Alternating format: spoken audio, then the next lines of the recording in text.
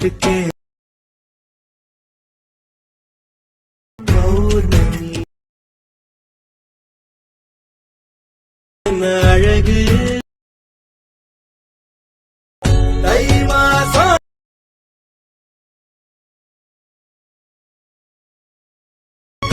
ஓரஞ்சு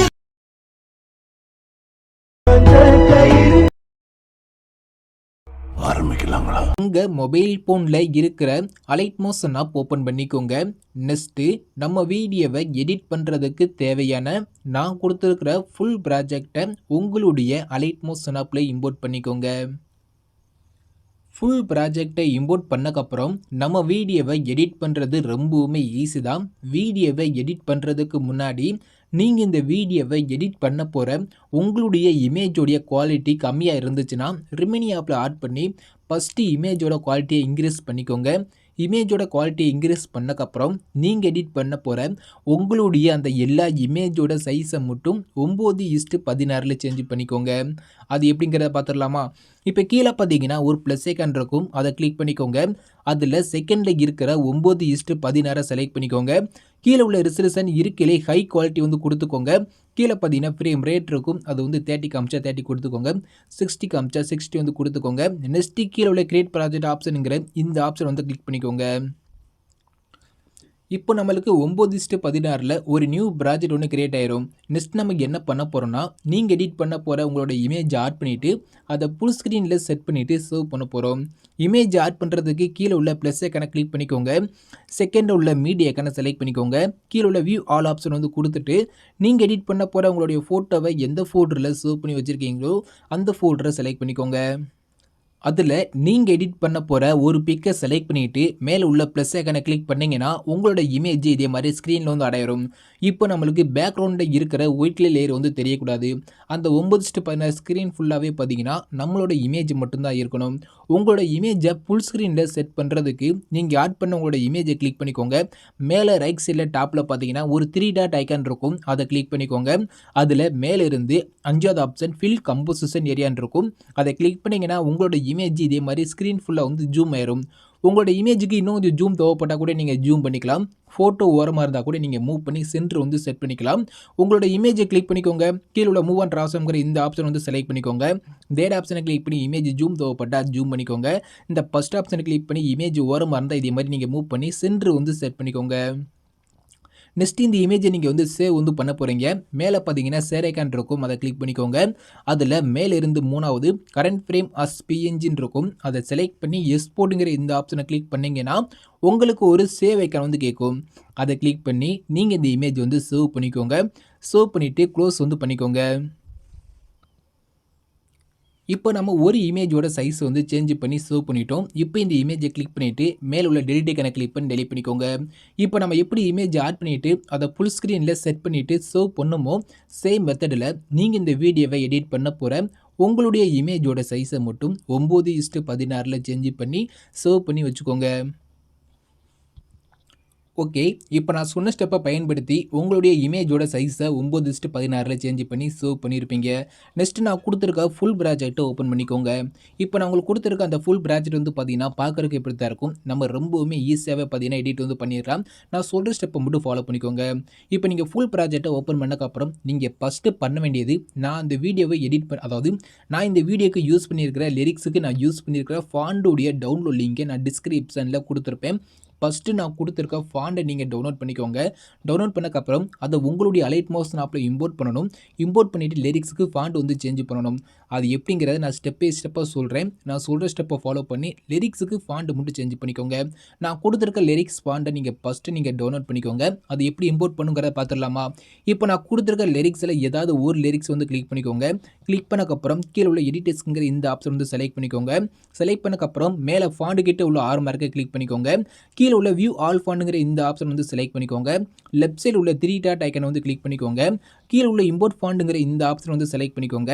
left side உள்ள 3 dot ஐக்கனை click பண்ணிவிட்டு அதை உங்கள் மொபைல் ஃபோனில் உள்ள டவுன்லோட்ஸ் வந்து செலக்ட் பண்ணிக்கோங்க. செலக்ட் பண்ணக்கப்புறம் நான் கொடுத்துருக்க ஃபாண்டை நீங்கள் டவுன்லோட் பண்ணியிருப்பீங்க. அது எந்த ஃபோல்டரை நீங்கள் சேவ் பண்ணி வச்சுருக்கீங்களோ அந்த ஃபோல்டர் வந்து ஓப்பன் பண்ணிக்கோங்க. நான் கொடுத்துருக்க ஃபாண்ட் எங்கே இருக்குன்னு பார்த்ததுக்கப்புறம் அந்த ஃபாண்டு மேலே ஒரு கிளிக் பண்ணிங்கன்னா போதும். கிளிக் பண்ணிவிட்டு மேலே உள்ள ஸ்லைட் ஐக்கனை கிளிக் பண்ணிங்கன்னா உங்களுக்கு ஃபாண்ட் உள்ள வந்து இம்போர்ட் ஆயிரும். இப்போ மேலே பார்த்தீங்கன்னா செர்ச் ஐகான் இருக்கா? ஸோ அதுக்கு முன்னாடி இந்த இடத்துல இம்போர்ட்ங்கிற இந்த ஆப்ஷன் வந்து ஆஃப்ல இருந்துச்சுன்னா, இதே மாரி வந்து கிளிக் பண்ணி ஆன் பண்ணிக்கோங்க. ஆன் பண்ணிட்டு இத மேல உள்ள செர்ச் ஐகான கிளிக் பண்ணிட்டு இதில நான் குடுத்துருக்க அந்த ஃபாண்ட் நேம வந்து நீங்க டைப் பண்ணிக்கோங்க. LOVன்னு டைப் பண்ணாலே போதும். ஸோ அப்படியே உங்களுக்கு வந்து பார்த்தீங்கன்னா, அந்த ஃபாண்ட் நேம் வந்து பார்த்தீங்கன்னா, இதே மாரி வந்து ஸ்க்ரீன்ல வந்து ஷோ ஆகுதா? அந்த ஃபாண்ட் மேல ஒரு கிளிக் பண்ணீங்கன்னா போதும். நான் குடுத்துருக்க லிரிக்ஸ்க்கு ஃபாண்ட் வந்து சேஞ்ச் ஆயிரும்.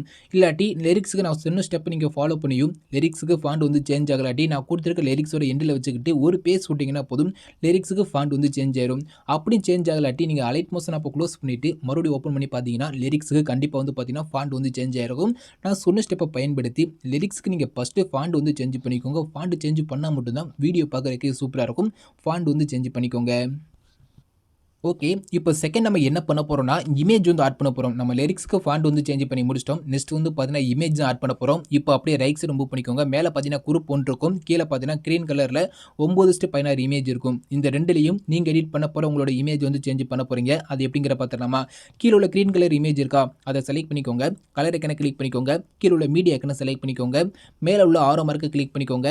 நீங்க 9:16ல சேஞ்ச் பண்ண அந்த இமேஜ் அலைட் மோஸ்ங்கிற ஃபோல்டர் வந்து சேவ் ஆயிருக்கும். அந்த ஃபோல்டர செலக்ட் பண்ணிக்கோங்க. நீங்க 9:16ல சேஞ்ச் பண்ண ஒரு இமேஜ நீங்க செலக்ட் பண்ணிட்டு, மேல உள்ள பிளஸ் ஐகான கிளிக் பண்ணீங்கன்னா, நான் குடுத்துருக்க இமேஜ் பதிலா உங்களோட இமேஜ் வந்து பேக்கிரவுண்ட்ல சூப்பரா சேஞ்ச் ஆயிரும். இப்ப பார்த்தாலே தெரியும். நம்ம கீழ உள்ள அந்த இமேஜ்ல வந்து உங்களோட கிரீன் கலர் இமேஜ்ல உங்களோட இமேஜ் வந்து சேஞ்ச் பண்ணிட்டோம். அதுக்கு மேல பார்த்தீங்கன்னா, குரூப் 1 இருக்கும்.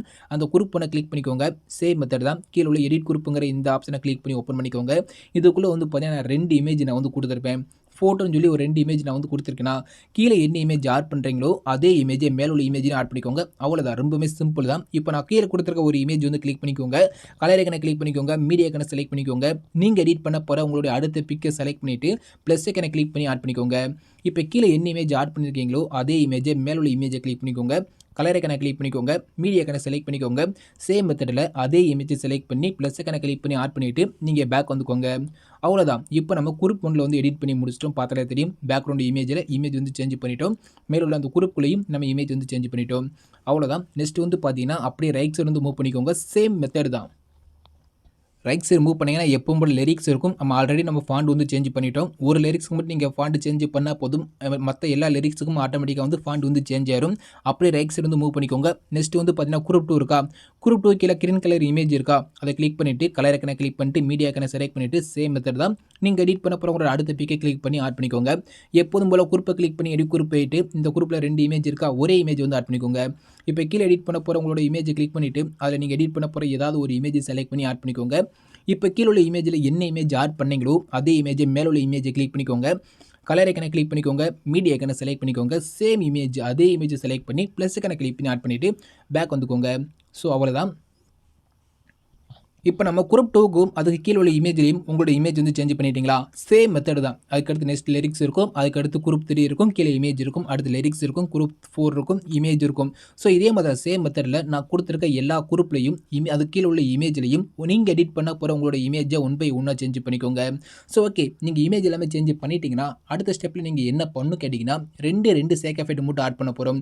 அந்த 2 சேக் எஃபெக்ட் மட்டும் ஆட் பண்ணிட்டோம்னா, வீடியோ வந்து பார்த்தீங்கன்னா கம்ப்ளீட்டாவே எடிட் பண்ணி முடிச்சிட்டோம். வாங்க அது எஃபெக்ட் எப்படி ஆட் பண்ணுங்கிறத மட்டும் நான் சொல்லிடுறேன். இப்போ நான் குடுத்துருக்க அந்த எல்லா இமேஜ் இருக்கு. அதோட ஆடியோட ஸ்டார்டிங்ல 00 வந்துக்கோங்க. 00 வந்ததுக்கப்புறம் அப்படியே கீழ வந்தீங்கன்னா, கீழ ஒரு ஆடியோ நான் வந்து குடுத்துருக்கேன். அந்த ஆடியோ கீழ வந்து பார்த்தீங்கன்னா எஃபெக்ட் 1, எஃபெக்ட் 2ன்னு சொல்லி ஒரு 2 எஃபெக்ட் நான் வந்து ஆட் பண்ணி குடுத்துருக்கேன். அதுல ஃபர்ஸ்ட் எஃபெக்ட் 1 இருக்கா? அத கிளிக் பண்ணிக்கோங்க. கீழ உள்ள எஃபெக்ட் ஐகான கிளிக் பண்ணிக்கோங்க. லெஃப்ட் சைடுல உள்ள 3 டாட் ஐகான கிளிக் பண்ணிட்டு காப்பி எஃபெக்ட் குடுத்தீங்கன்னா, நான் இதுல குடுத்துருக்க அந்த எல்லா எஃபெக்ட் உங்களுக்கு வந்து காப்பி ஆயிரும்.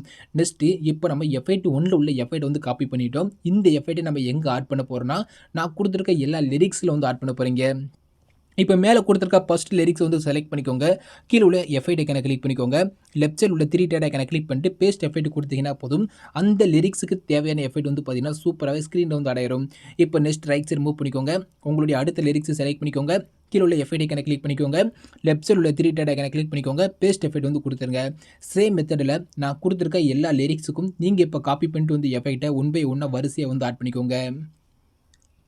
ஓகே. இப்போ நம்ம லிரிக்ஸ்க்கு வந்து பார்த்தீங்கன்னா, எஃபெக்ட் வந்து ஆட் பண்ணி முடிச்சிட்டோம். அடுத்து வந்து பார்த்தீங்கன்னா, நம்ம வந்து இமேஜுக்கு வந்து எஃபெக்ட் வந்து ஆட் பண்ண போறோம். இப்போ நெக்ஸ்ட் அப்படியே ஆடியோட ஸ்டார்டிங் வந்துக்கோங்க. அப்படியே கீழ வந்தீங்கன்னா ஆடியோ இருக்கும். ஆடியோ கீழ எஃபெக்ட் 1, எஃபெக்ட் 2 இருக்கும்.